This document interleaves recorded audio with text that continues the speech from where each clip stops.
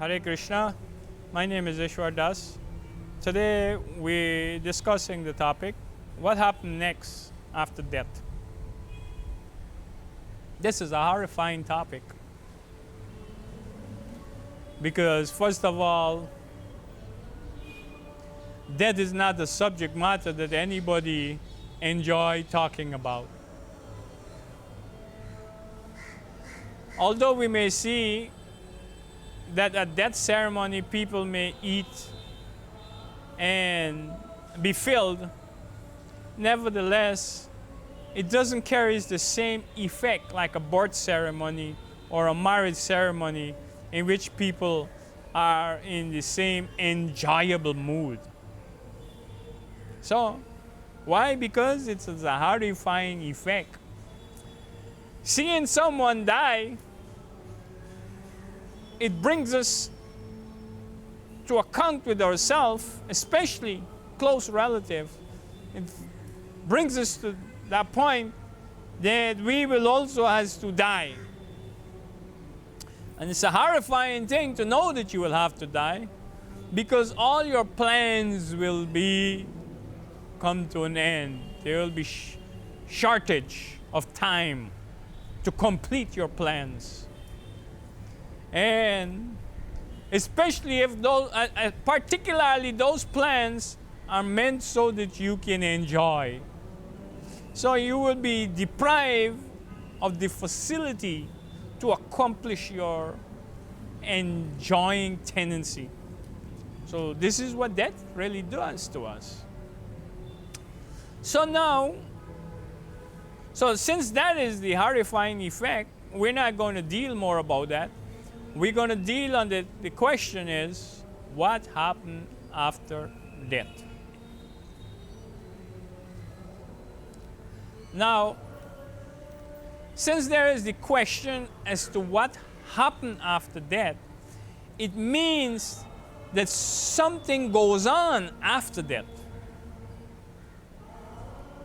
It is not like something that exists and don't exist anymore. It is not like that. It means something exists, and because of time factor, it ceased to exist, but it at the same time continues to exist. So how is this possible? This is a little intricate.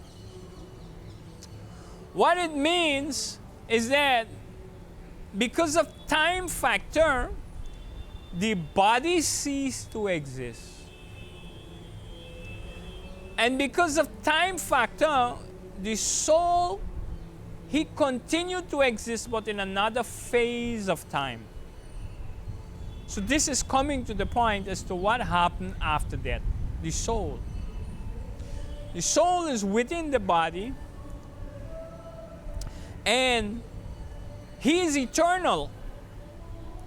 But as long as he within this material world and he takes on a body, he's affected by this time factor. Time factor. So how is he affected by time factor? The time factor has phases in which it exists. It exists in a threefold phase, that is present, past, and future. It also exists in another threefold phase, that is an awake state, a dream state, and a deep sleep state. So this time factor,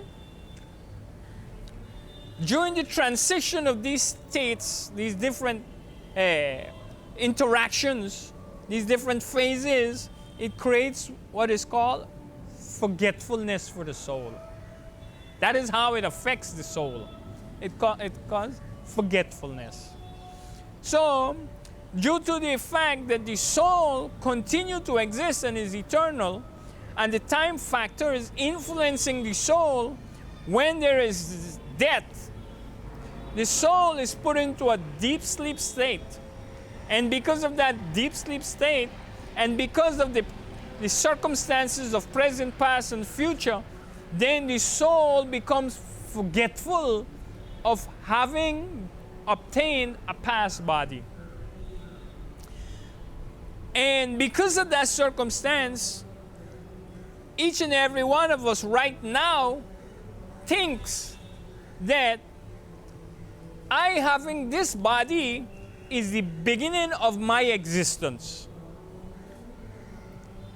And since we think that I having this body is the beginning of my existence, then we also think that the end of this body is the end of my existence. It is, in one sense, it is the end of one's existence, but it's the end of the existence of the body, and therefore it creates forgetfulness. But when the soul have evolved and developed his consciousness beyond the bodily concept of life, then he becomes above that influence of forgetfulness. Then he can understand himself as being able to take on another body. He can understand himself of having obtained a body in the past, and he can understand himself of having to move on from this body. And he's not afraid of what is called death. Actually, he embraced this circumstance of death because he understands death as means giving up an old and useless garment. Nobody cries when he has an old and useless garment and has to give it up to accept a new garment. So similarly, when one understands himself as a spirit soul and understand he has to give up this old and useless garment as this particular material body and accept a new body, then he's not bewildered by this change.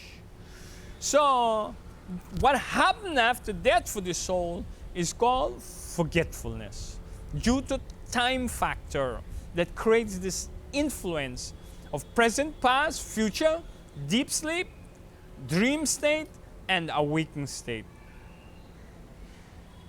Hare Krishna.